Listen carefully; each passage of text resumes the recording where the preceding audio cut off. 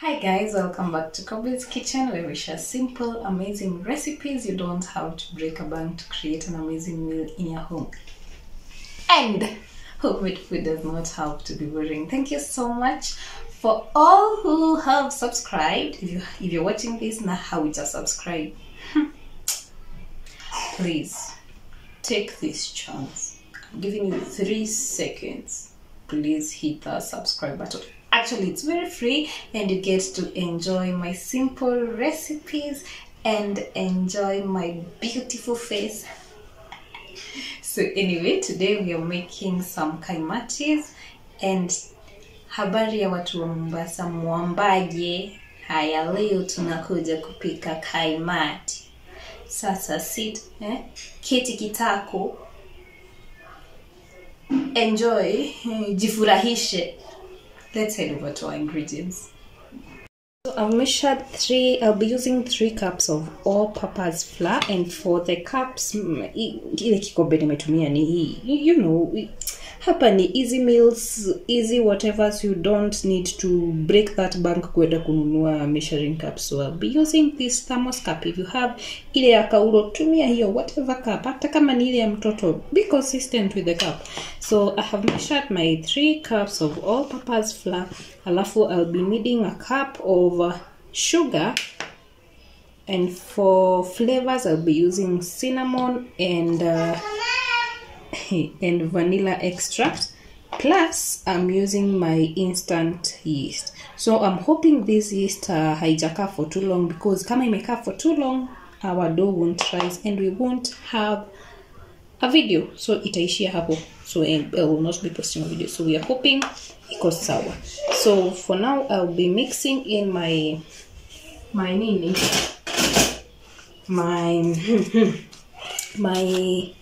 flavors. I'll be using a teaspoon of cinnamon.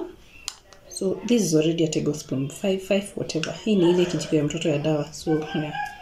So hapa tumia anything that you can use to measure. So it's homemade food. So that's a teaspoon of my cinnamon powder, and then I give it a quick mix. And then add in my yeast, instant yeast. However, kuna yeast zingine kama haijaandikwa instant yeast, kuna yenye unafaa kuproof before putting it in your dough. So proofing the yeast means that you let it rise kwa maji warm yenye kuna kasukari kadogo, alafu ikifura ndio utaweka kwa nini. But since this is instant yeast, I'll be adding in 4 teaspoons, which is, according to my assumptions, 2 tablespoons of yeast. So yeah, that's what I'm using. So, and then koroga vizuri, and then finally add in my sugar. So if you're not a sweet tooth, unaweza reduce sukari, but if you're more of a sweet tooth kama mimi, unaweza weka mingi. But I'll first use the 1 cup. Alafu, since I'm the ghetto lady, president of the ghetto when it comes to cooking, nitaonja my dough to nisikie kama hiyo sukari inaingiana vizuri. And then I'll be using vanilla essence. Yeah, vanilla essence. So I'll be using a teaspoon of vanilla essence. And since we are using homemade whatever, so nitapima kifuniko kimoja tu cha vanilla. Na ndio hicho jamani. Hicho ndo kijiko. Hiyo ndio teaspoon yetu. And then for our dough, tutatumia, unaweza tumia maji, unaweza tumia maziwa. But since this is a simple recipe, I'll be using 2 cups of water. So these 2 cups, kumaanisha I'll be adding them gradually. Si ati nitaongeza tu papa. Nitaongeza pole pole nikiukanda ule unga. Pole pole until you make a dough until hakuna any lumps. Yeah, you won't stir me. So pole pole until hizo 2 cups ziishe. So let me knead my dough. Alafu niwaonyeshe the consistency of our kaimati, because you'll get shocked if this is your first time trying out this recipe. So let me do that. Let me knead and then be back. So I'm done with the kneading of my dough. Hapa nahitaji nguvu. So I have tried kabisa kadri ya uwezo. Ni kadri ya uwezo. Na uwezo wangu kulingana ulivyo. So I have tried, and yeah, this is the consistency. This is what you should have after mixing everything together. So after sasa hiyo kazi, si unaona like haina lumps, hakuna pali utafanya hivi upate unga yenye haiko mixed. That's what I meant with isikuwe na lumps. So I'll then let this rest, ndio hiyo yeast ifanye kazi yake, irise, ikule hiyo sukari yenye tumeweka hapo, alafu ifure, alafu then we can cook. So I'll put this in a very very warm place, so and let until it is double in size. So it's definitely itafura vizuri. So in a very warm place, hoping that yeast iko poa. Kama yeast yako haiko poa, haitafura, and you'll have to discard everything and start over. So we pray that hiyo yeast yetu haijakaa for too long na haija expire, itafurisha. So we pray for that.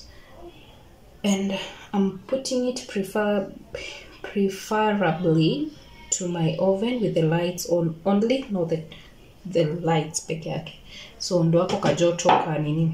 So yeah, after 1 hour we'll be back kuendelea na hiyo kazi nyingine. So jipe shughuli, kula kasapa, watch my other videos and subscribe if you haven't, as we wait for that 1 hour.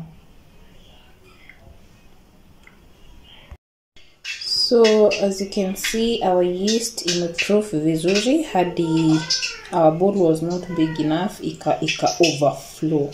So what you're gonna do is just with your clean hands, just you need the air off, and in the meantime ko ukipasha mafuta yako until it's hot enough. Yeah. So we just puffing our kaimati dough ndo hiyo hewa mingi iishe.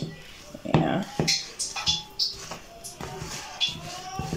So now to pour the kaimati dough, don't worry, huku ili overflow, so no maana kuna nini. So to pour our kaimati dough, you will put in, utakuwa na maji mengine kando hivi. So you will wet your hands kidogo, and then urudi kwa flour yako hivi, and then scoop and drop. So it's easy, you just scoop and drop. So this is what we will be doing, scooping and dropping. So this is the way to go. Utakuwa ukidrop here from your whatever, from your hapa. So this is the essence of that water. So tutakuwa tukiscoop kidogo kidogo, alafu hivyo kama hiyo, alafu we drop hivi hivyo, and then tena hivyo. That's how we'll be dropping again, to scoop kidogo hivyo, and then drop, scoop again, drop. And then when your hands are not whatever, ikianza kustick kwa mkono, unaweka kwa maji, and then fanya tena hivyo, drop. So let's do this practically when our oil is hot, alafu we cook our kaimatis. Now if your oil is hot, you dip a wooden spoon, and if the oil sizzles hivyo, then it means your oil is hot enough to cook your deep frying, whatever. So I will just now start working on my kaimati. I'm a puff. So put my water there. So wet my hands, and then to my dough. Babe. So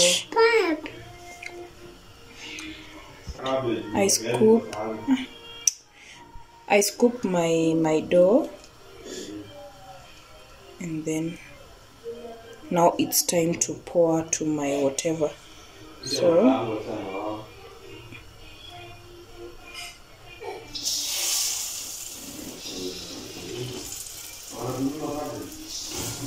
I'll do that until my whatever my pan.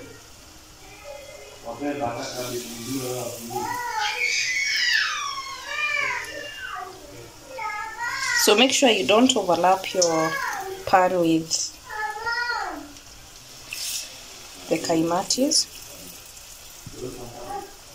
And also another trick, unaweza poa hivyo alafu ikose kuiva ndani. So what we do is we'll keep turning the kaimatis to ensure that it cooks evenly.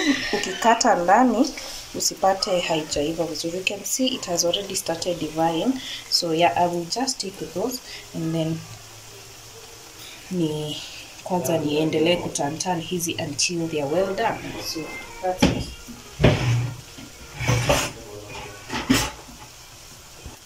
So the trick is to keep on turning to ensure that they cook through evenly vizuri.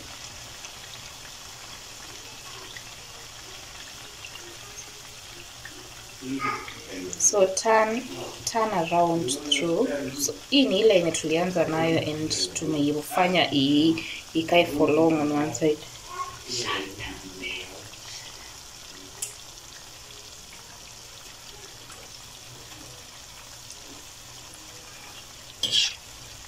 So yeah, so this is the process of those kaimatis.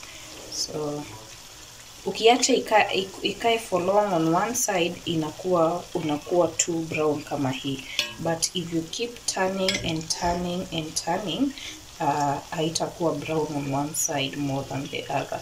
So that's what I will practically do to the rest, and see you on the final outcome.